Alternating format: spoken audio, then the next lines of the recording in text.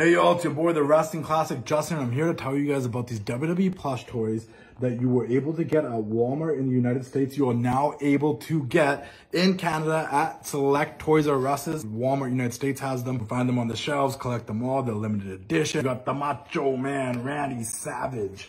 Ooh, yeah! You got the Hulkster, Hulkamania, brother. You got the bandana here. You got the Hulkster. You got John Cena. You can't see me. You got John Cena. You got The Undertaker. And the Ultimate Warrior, guys. Collect them all before they're gone. There will be a new series coming out on the road to WrestleMania. Toys R Us Canada and Walmart in the United States. WWE plush toys are officially licensed by the WWE. So these are legit. Collect them before they're gone and off the shelves. Ooh, yeah! Keep doing the thing, everybody.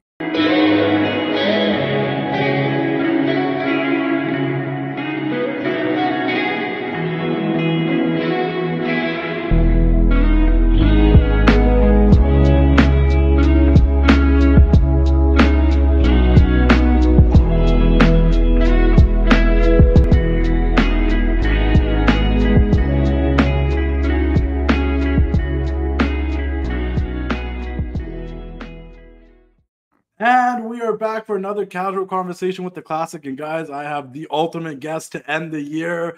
We got a big one. It's none other than the styling, profiling, Rolex wearing, jet flying, limousine riding, kiss stealing, wheeling dealing son of a gun. Having trouble keeping those alligators down. The Nature Boy, Ric Flair. How are you doing today? I'm doing great, thank you. How are you? I'm doing great. I know you don't know this, but we've intertwined a lot in the past. When Cam Fordham was helping you with your social media, launching your Instagram back in 2015-16, I helped with a lot of the video work and posting that on social media. When you first launched Ric Flair's shop, I forget his name. It was either Elliot or Ethan, but I helped him with a lot of the promotional stuff for the Ric Flair shop back in 2015-16. I've met you a couple times. Never got to really talk to you about that, but it's a pleasure to finally be able to talk to you. Oh, thank you very much. I've been a part of helping the Ric Flair brand on social media.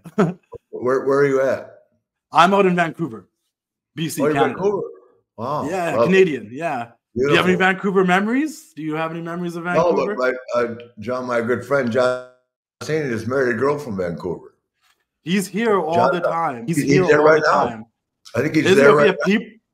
People see him all the time. There was a kid, we just saw John Cena. I'm like, that's super cool. His wife is beautiful. Yeah, yeah. It's a beautiful city. It's cold in the winter and rainy, but it's a beautiful city. I want to start off with talking about Woo Energy because that's why you're here. Woo Energy is the energy drink. It's mushroom infused. What made you want to get in this space, and what are the benefits of Woo Energy? Well, the space was suggested to me. I didn't come up with the idea. Yeah. Two people that I work with.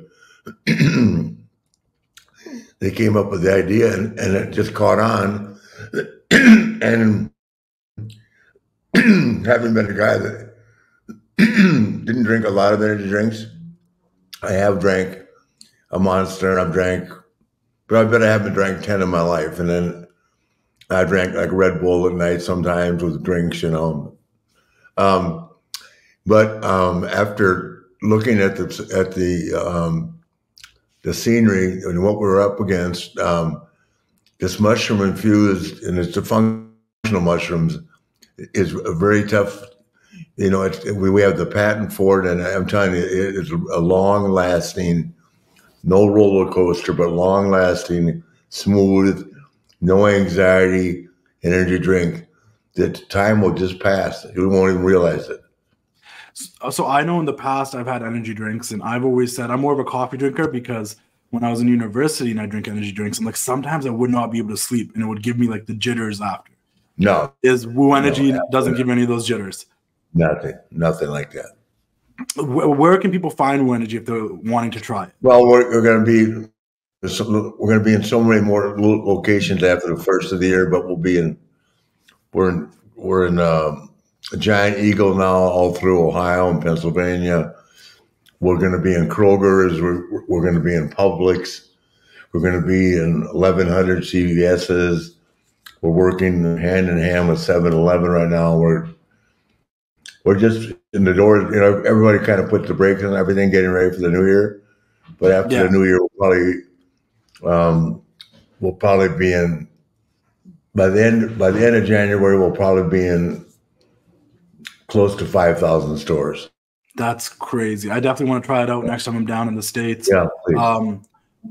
Next thing I want to ask you about before we get into some good wrestling conversations is about Ric Flair Drip, the cannabis line that you have. Our mutual friend Adam, he's a mogul at this stuff. How did that all happen? How did that come together? And what is the benefits? Adam and did you know Adam from California?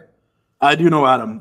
We know each other on social media. We talk quite a bit. They approached me about it, and I had the trademark for Ric Flair Drip, and I've been friends with Mike Tyson for a lifetime, you know. So when they hit me up with it, I said, "Yeah, I've never been against it. I shouldn't smoke it a lot because I had asthma when I was a kid, you know. And when I started wrestling, I still had asthma, and then by the time I was about 24, I grew out of it. So all of a sudden, one day I didn't have it anymore. So I just didn't smoke it while I was working. I don't know why. I do now. I don't. Yeah. I'm not heavy. I can't smoke like Mike or Snoop, but I can. I can handle it. And it's nice. It's a nice high. Edibles, man, they're wondrous in terms of what they can do for you health wise. I've been eating Xanax since '89. You know, with cross travel and Ambien and all that shit, and from international travel, you gotta go to sleep sometimes. So, but I got hooked on Ambien or on Xanax, and now with the help of the edibles, I don't take. If I take one or two a month, it's only because I'm having a rough day or something, or I have too much to process. Fair enough. Would you recommend this more to, say, athletes and professional wrestlers than other, like, to kind of self-medicate rather than painkillers and stuff like that? Or oh, absolutely, painkillers. I have never dealt with that issue. I know people that have, and they went through hell getting off them. Yeah, I mean, that's a terrible habit, and the uppers and downers and that are just. I'm lucky, and that's probably one of the reasons I'm alive, is I was able to avoid all that. Yeah, no, that's amazing. I definitely want to check that out too, guys. Woo Energy and Ric Flair Drip. Find them where you guys can find them. I will link you guys to all the social media stuff. Once again, like, Adam's a mutual friend, so I always promote for him. Adam's a fabulous guy. He is. He actually helped set this up too. So, like, shout out to Adam and Vo and the whole crew. Hey, yo, I don't mean to interrupt the program with the Nature Boy Ric Flair, but I have to let you guys in on a little secret, and that secret is 500 level. If you collect wrestling t-shirts and you specifically collect WWE t-shirts and you want t-shirts of your favorite legends and superstars like Stone Cold Steve Austin, DX, Bret Hart, the Macho Man, Randy Savage, look no further than 500 level, guys. They also have licensed merchandise for the NFL, NBA, NHL, MLB, soccer, college sports, and so much more. But if you're looking for your favorite t-shirts for NXT superstars, WWE superstars, and legends of professional wrestling, check out 500 level. Check out their loyalty program. You can get points which will allow you to earn up to $20 off of shirts. I can't stress it enough how much of a fan I am of 500 level. They have great quality shirts, unique designs, creative designs, new designs up there all the time. 500 levels. Check out their website, www.500level.com. Styling and profiling like the Nature Boy. Woo! Next thing I want to talk about was a little bit of the AEW stuff. And on this, I just really want to talk about two things. Not a lot about AEW, but just two things. The first thing I want to talk about is obviously Sting. March 3rd, Revolution, Greensboro, North Carolina. He's having his retirement match. How much of that was a part of you wanting to work with AEW, and how excited are you to be there for Sting on this final run? Well, anytime I like working, period. But AEW is, I've known Tony for a long time. We've been great friends, and the opportunity just presented itself probably because of Sting. But I'll be there, a couple of years after Sting's gone too. So I don't know what it leads to. I'd like to manage my son-in-law, and obviously I want to be a heel again somewhere. My health is good. I've been cleared. I can get in the ring. I'm not to wrestle. Let's clarify that. That subject's worn out, but I just really enjoy it. And Tony is a great guy, and it's a great atmosphere. And when I walked in the dressing room the first night, I didn't realize how many guys from the WWE are over there now. They've got a tremendous crew, and Edge coming over now. I mean, they have as much talent at AEW as they do at WWE. No, 100%. Yeah, absolutely. Are you happy that you are here for Sting's final run though? Like, is this something that you? Oh yeah, Sting wasn't. It's gonna be huge, and then North Carolina as well. It's kind of like a full circle. And that's where we had our first go around, first class champions on TBS. That's insane. And now you guys going back there for Sting's last match. Hopefully, you're gonna be in his corner for that match, I believe, right? Absolutely. Well, it's gonna be amazing. I do know. Yeah. What I do want to ask you is, you put out a tweet about MJF saying, praising him and saying that he has the it factor. So I'm curious, what was your first interaction like with MJF, and what would you like? What could you? We just exchanged pleasantries in the lobby of the hotel, and I shook his hand and said, "You've got, not that it mattered to him, but I'm glad he thought that. I think he's pretty confident in himself. It doesn't need a pat on the back, and that's what makes him a little bit different. He's not looking for it, but he's good. And I don't mind telling you, he's damn good. And he's confident, he's young, and I think I just tried everything to reinforce to him that I hope he stays at AEW. You know what I mean? What do you think sets him apart from everyone else a little bit? Well, number one, I like the fact that I think he's as confident. He comes across as confident in real life as he comes across as with his confidence in the ring. And he's got a great interview. He's got a great look. He's worked hard. I hope he's got the confidence. I think he has the confidence in real life that he portrays on TV. And I think that the future is unlimited for him. He's really good. Could be the next Randy Orton. Definitely, I have to agree with you. That's about as high a praise as I can give him. No, 100%. And Randy is one of the greatest of all time. Speaking about Randy, since you brought him up now, he did just come back, and this was one of my questions, and I was curious, like, he's at that place where he could become, like he said when he came back, another 10 years. I know anyone that's like a little bit of a wrestling historian knows that you're more than a 16-time world champion, but since that's what is out there, is Randy someone you'd like to see to maybe surpass that 16 times? Because you and John Cena are tied right now. Yeah, if it's not my daughter, it's Randy. Yeah, 100%. For sure. I'm a big fan of Randy Orton. No, of course. I want to talk about some of your opponents in the past, some of the legends that you worked with in the history of professional wrestling. I'm going to just say a name. You can either give a word or you can give like a story or something about them if you like. Just wrestlers I think people would love to hear you talk about. First off, Harley Race. A bad man. I've heard the story. A great man and a bad man. And to this day, the real world champion. 100%. He was a world champion all 24/7, brother. I don't think he wasn't. We've heard the stories about how you needed to travel with him, brother, to know the story. We've heard the stories about how you at one point wanted to be rambling Ricky Rhodes. So I'd be remiss if I didn't ask you about the American Dream, Dusty Rhodes. Oh God, most charismatic wrestler of all time. No question. The most charismatic guy I've ever worked with. Andre the Giant. Great guy. Just later in life, it just became really hard for him to have any peace. And it drove him, I think it kind of pushed him over the edge. I mean, he couldn't go anywhere through an airport. He just had no privacy. I mean, if you think like a guy like Michael Jordan or Muhammad Ali or Tiger Woods or something like that couldn't go somewhere, imagine Andre the Giant, right? Yeah. I've been to a lot of bars with him. People just won't leave him alone. And after a while, even though they don't mean to be, they don't mean to be malicious, but it gangs up on you. You know what I mean? Yeah. So it's all about how people approach you, isn't it? Some people just assume, hey, it's Andre, hey, and then not, it's the same applies to me. And like, if people are nice to me, I'll do anything for them. If they're a smart ass, they're out the door. Yeah. On the flip side, I've met you a couple of times in person. You've been nothing but pleasant and nice, so I can confirm that. Yeah. And I've always tried to be respectful. That's why I didn't try to over. We're fighting for a woman. Yeah. I've never tried to overtalk or like take too much of your time. Just said hello and introduce myself. So you've always been pleasant. Ricky the Dragon Steamboat.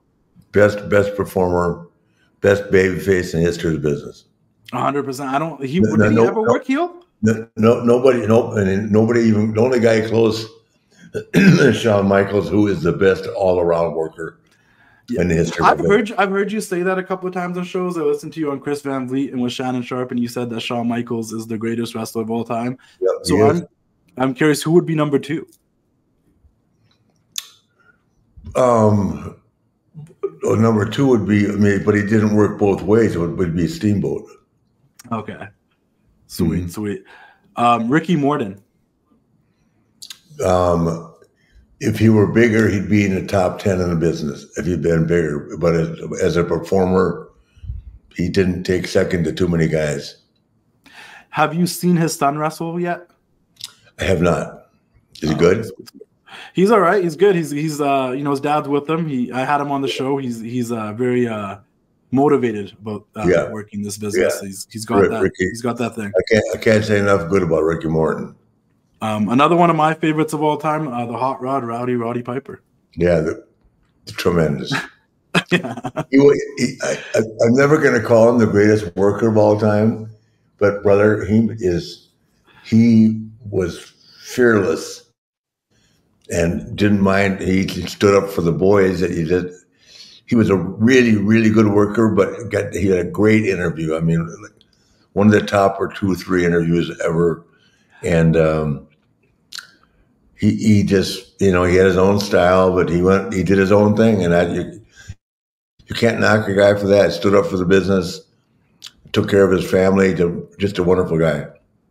I remember once back in a few years ago, I don't know if I'd say the same thing today, but a few years ago, I remember I messaged your daughter, Charlotte, and I was like, something about Roddy and your dad when they would cut promos together remind me of when you and Becky would cut promos together. Yeah. There's a lot of similarities there where Becky was a little bit more wild and Charlotte was the finesse, and I was like you were the finesse, and Roddy was a little bit more wild. I'm like, there's a comparison there you guys don't see, but it's there. Yeah. Terry Funk. One of the all-time greats. Yeah. Nobody ever. There'll never be another Terry Funk. Another one of my all-time favorites, the Macho Man Randy Savage. Macho, great guy. I feel bad because I look back on how he just lived in a world of paranoia. Yeah. And it was something that probably happened in his childhood, but he just lived in a world of paranoia, and it's like he just couldn't relax. Great worker, everything.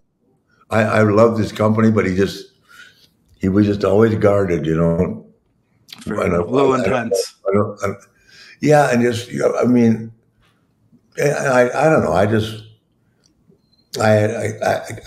can only just say great things about Randy. But I mean, I just feel I look back on and I think about his career, and I just think he just was guarded all the time. That had to be something that happened early in life. But a tremendous guy. Bret the Hitman Hart, the Canadian in me had to ask. Huh? So the Canadian in me had to ask. Yeah, no, I love the Hitman. We've had our differences, but that was all just bullshit. I mean, now he and I are very close. We talk at least once a month. Next up, we'll go with Hulk Hogan. See the Hulkster all the time.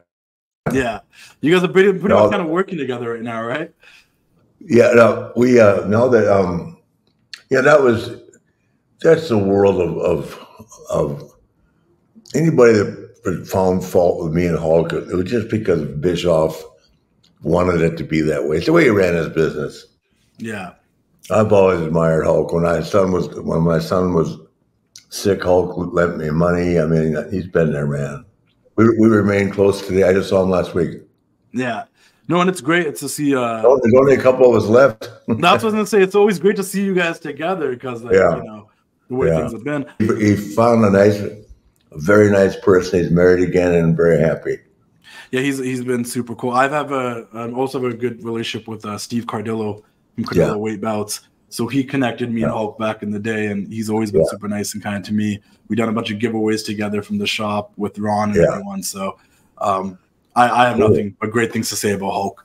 I want to talk about Charlotte. I want to talk about Ashley for a second because she's one of the first people that supported me when I started doing my stuff back in like 2015. We've always been cool, but to see her rise, I think in this industry there's only been so many second or third generation superstars. I think people don't realize that because there is a few of them now, but not those many that have succeeded. We have Randy Orton, we have Cody Rhodes as Roman, obviously there's The Rock, but I think, and I've talked about this with her too, like I think she had one of the hardest times because your shadow is real big. I'm not saying other wrestlers didn't have a big shadow, but considering that you're still so relevant today and people still like love Ric Flair, like you got a really big shadow, and she's really broken out of that shadow. But it's come at a huge cost. She's the best worker. I'm telling you, and I'm saying this, it'll probably make her mad. She is the best worker in the business, man or woman. Yeah, she's incredible, and she's grown so much. And I think she can do stuff Rey Mysterio does. Yeah, she's 5'11" and weighs 150 pounds. I mean, she is the best worker in the business, male or female. I just find it so fascinating because I mean, it's like A and B. It's just it's absurd, and she's not dealing it. She never politics. You know what I mean? Yeah. In this horrible world of politics in the business, she don't kiss anybody's ass. She just gets better every day. She does. And I told her she'll come back from this injury. It stressed her out because she hasn't been hurt in a long time. And but she's so muscled up, and I mean she'll come through the surgery and put some stem cells in her, and she'll come back, and it'll be the greatest storyline of all time. She and Bailey and Io and all those guys and Asuka. I mean, and then more people for her to still wrestle. I mean, she's got so much going on for her, and she is. I mean, I'm not knocking any of the other girls at all, but she's just, someone's got to be the best. Yeah, that's just the way it is. I can say that Randy Orton's the best worker. Yeah, I can certainly say that Ashley is. I think she's come to a place now where she's pretty much like this is the way I always tell other people. I'm like, whether you like her or not at this point, she's the person you have to learn to love it. Yeah, but she's the person. She's the person you have to beat to validate yourself on that roster. Like she's the bar at this point. Like if you beat Charlotte, then you're validated as like a future opportunity to win a world title because that's where she is in that company. And to think that she didn't really want to do this, but she was doing this out of the honor of her younger brother Reed and living out his dream and what she's made out of it. I think it's fantastic. That makes the story even better. 100% better. 100% better. That being said, do you have a favorite match of hers personally? Oh God, she's had too many good ones. All those, you know, if Sasha comes back, I mean, they gotta have their trilogy. She's got to have the trilogy with Rhea. She's got to have, you know, her and Asuka. Her and Asuka, literally a couple. I forget what year that was. They had the best match at WrestleMania when she beat Asuka. I was there live, WrestleMania 34, 2018. Yeah. And that was the best. That was the best match on the show. Best match at WrestleMania. And she and Rhea Ripley should have main evented last year. Yeah. Because now that the Bloodline thing is done, I love Sami and Kevin, but what is Sami Zayn even doing right now? Yeah, I can understand. I understand. No, it just that putting that tag match on. Yeah, really pissed me off. Yeah, I also think that like we were heading towards a big Charlotte Bianca match this year, which would have been incredible. That'll happen too. My God. Yeah, that'll be The Rock in Austin. Yeah, no, 100%. I have a question because I'm old enough that I did watch the WCW from like '96 to the end, and I've always been curious. Like, did you just think that maybe the way that David was introduced to the wrestling world, and if he started a little bit later, things could have been different? You know what? In all honesty, I don't think David was cut out to be a wrestler. Fair enough. Does that make sense? Yeah. It's, you know, I think he tried, but he was so easily diverted, and it's really hard to be discouraged. Does that make sense? Yeah. And I mean, you gotta. But I cannot tell you how hard it was for me in the '70s, and guys like me that started when I'm starting with Ray Stevens and Nick Bockwinkel and Rhodes and Murdoch and the Crusher, and I mean Harley Race, the Funks. I mean, it was survival of the fittest. You know what I mean?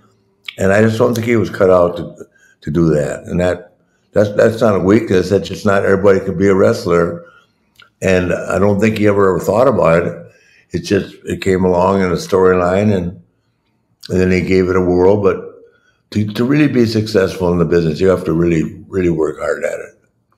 No, and 100%. He's doing really good in life now, doing something else. But I think, in all fairness, he just didn't. Wrestling's not for everybody, and it just didn't work out for him. But you know, whereas Ashley don't. And the thing about Ashley that makes her so special is that she gets better every day. Yeah. She's never happy with her performance. I could have done this. I could have done that. How are my facials? I mean, she's just but you have to critique yourself that hard if you want to stay on top. It's a very competitive business. Yeah, I can definitely understand that too. I remember David coming in with in WCW, and I just felt like when he came in, it was more for storyline purposes, and maybe he wasn't ready yet to be having matches and whatnot. But that is true. It's not for everybody. I think that's something a lot of people can learn too, because not everybody makes it. It is a competitive business. There's only so much room at the top. You're right. And it's like everybody claws for that. I think every child growing up has the idea of them winning the world title and the main eventing a WrestleMania, but like it's not everybody's. No, it's not everybody's end. I never made it at a WrestleMania. Yeah, so, fair enough. Yeah, tennis arcades, but no WrestleManias. I want to ask you about this because I've heard you talk about it before, and I just want to know if it's true. You talked about getting struck by lightning before. Is that a true story? Yeah. What happened exactly? It's getting off a Eastern Airline jet, going to wrestle Steamboat in Richmond before they had jetways. Yeah. And they kept us on the plane for a while. And finally, they felt like the lightning had stopped, right? And they handed us umbrellas. And the old umbrellas, you don't see it anymore, have the steel tip at the top of them. Yeah. And lightning hit the top of my umbrella, and shit shot straight up in the air, and it bounced off my umbrella and hit a guy in the eye 10 feet behind me. I just froze. Killed him. Wow. That's crazy. It killed him? Yeah. Oh, wow. That is insane. Yep. I remember you sharing that story with someone. I just thought that was like, what are the chances? What are the chances? You know, I've tried to Google that, and I can't find it. I got to remember what year that was, but yeah, I'll try to use my investigator skills to look it up for you as well. That's insane. You really do have like 9 lives. You're like a cat. You keep coming back. I'll be the big 7'5" in February, brother. Congratulations! I know. Gotta see the party I'm throwing for myself then. Yeah. Now that we've talked this way, the next time I see you, I won't be as shy. I'll be like, three-quarters of a century old. What the fuck? And still doing the thing. So it's great. And let's talk about that for a second. How crazy is it for you? You're 75 years old, and you're still in the probably just as popular as you were in the 70s and the 80s in the last decade. More. Yeah, it's insane. From working with the Migos, with Offset, with Ric Flair Drip, and doing all this stuff in sports, and like, how does it feel to know that? Like, you know what Big Show told me? What did he tell you? Big Show told me I'm lightning in the sky, never to be contained, only to be admired. It's probably true. It's true, because like, think about it. Like, that's why they're very full time to never be contained. I have friends that probably don't watch wrestling in this room, but they're going to be excited when they see this, because you're still so You're Ric Flair. Like, you're a pop culture icon, and it's not going away.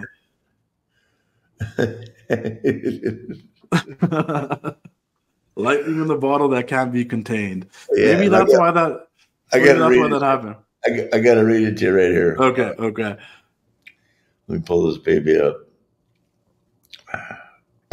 Oh gosh.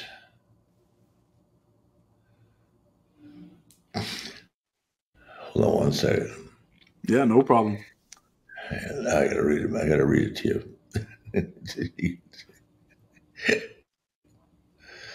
Where'd he go? I got it. Lightning in the sky. Can't catch it. Just sit back and appreciate it. Yep. That is. Can't catch it. Lightning in the sky. Can't catch it. Just sit back and appreciate it. You guys heard that here first, because I'm sure we will hear that on TV eventually. Oh, yeah. For sure. Yeah. You heard it here first. I don't want to keep you for too long, so I'll ask you one last question before I let you go. Listen, hey, brother. In 25 minutes, I start drinking. All right, fair enough. I wish I could have a drink with you. I had to bump it up an hour because it's the holiday season. Yeah, fair enough. Fair enough. Do you have a special holiday drink, or is it the same old? No, that's the same. Oh, okay, fair enough. You're not getting funky with the eggnog or nothing. No, I don't eat that. I eat it very healthy. The only time of the year that I actually enjoy drinking Bailey's is the holiday season. I don't know why, but I think it's because like you can just drink and it's creamy and it's like, oh, I don't know, winter. But that's the only time. I was gonna throw the last question to you, and I asked this to everyone I usually get on the show, just because you know, looking back at life now, you're 75 years old, coming up soon. Lived a long life, crazy journey, a month and a half. Well, in February, right? Yeah. February 25th. February 25th. And, I've heard your story. I've heard about your growing up. There's a plethora of Ric Flair documentaries and probably many more to come. I'm just curious, like, do you feel like at this very pivotal moment in yourself, if you were to talk to your younger self, do you feel like you've made your younger self proud? Do I think what? You've made your younger self proud. My younger self proud. Well, the only thing I can tell you that I regret is I regret it, but I could never have changed it, and that's spending more time with my older kids. Yeah. Because when my ex moved to Minneapolis, it really threw me for a loop. Because the NWA didn't go near Minneapolis. Yeah. So I didn't get to see them, but with the younger ones, I got to spend a lot of time, and really just great times with actually playing sports and replaying sports, and I don't know. I'm trying to think. I just try to. Right now, my approach is that I haven't got time to be mad at anybody anymore. Yeah. That's one of the reasons I quit doing the podcast. Every time you do a podcast, if you're honest, then people's feelings get hurt. I mean, it's just it's because social media is what it is. You can say something, and social media can turn it completely around. It's true. And you didn't say that, but you know what I mean. It's just nobody gets the context; they just get the headline, and it doesn't help the situation. Yes, exactly. Yeah, it was a pleasure having you on here. Thanks very much. I hope you enjoy your drink. I don't have a drink with me now, but I'll cheers you with my coffee. All right, man. I'll go downstairs and cheers you. Thank you. It was an honor and a pleasure. Next time I see you in person, hopefully this time I will introduce myself with you, maybe remembering who I am. And, all right. And I'll catch you. I'll buy you a cold one, brother. I'll buy you one back. Thank you very much. Thank you. One last woo before I get out of here. Woo! Thank you so much. You're the best. And everyone make sure you guys check out Ric Flair Drip and Woo Energy, and I'll see you guys all later. All right, buddy. It's time to say goodnight. We sincerely appreciate your patronage and hope we've succeeded in bringing you an enjoyable evening of entertainment. Please drive home carefully and come back again soon. Good night.